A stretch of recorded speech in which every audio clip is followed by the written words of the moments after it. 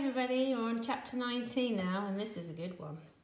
Instantly, Snipe was awake. His howls rang across the night. He strained to pull against the rope in a fury to be free. Grimy Nick hollowed himself into wakefulness and pummeled his fists against the hatch. Across the fields, all the backyard animals sent up their clamour. Lights blazed across the water. Jim sprinted on steadily, head down. Dodging between bushes and trees, he could hear his own breath, his own breathing and the flapping of his boot soles. Brambles tore at his breeches and his jacket. An overhanging branch snapped at his cap and held it trapped, and Jim had to run back and tear it free. He loped on, his chest tight and bursting, his legs as heavy as lead weights. He had no idea where he was going.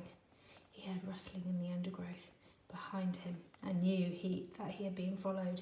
The rustling became a snuffling and a panting. It was a dog. Jim's leg hurt so much now that he couldn't run away any further. In total weariness, he flung himself down, head first, covering his face with his hands, and waited for Snipe to spring. He was aware that everything had gone silent again, as if the world had sunk back into sleep. At last he made himself turn his head. The dog was not Snipe at all, but a small terrier. He licked Jim's outstretched hand and ran away again. Through a hedge, there wasn't a sound. As if Snipe still howled, he couldn't be heard from here. If Nick still hammered and swore, then the noise he made was lost in the night. What if they're dead, brother? The voice crept into his head. What if old Nick's suffocating down there in the old? What if Snipe strangled himself on their rope? He sat up, drenched with cold sweat. What if you've killed them? He trusted himself to stand up. There wasn't a sound. He whistled softly for the dog, who padded back through the hedge to him, ran up and then danced away.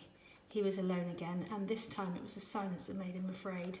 He crawled into the hedge, hoping to sleep, but the silence boomed around him. Now you've done it, the little voice whispered. You've left your master to suffocate, and you've strangled his dog on the rope. You've killed them both, you have. Now you're for it, Jim.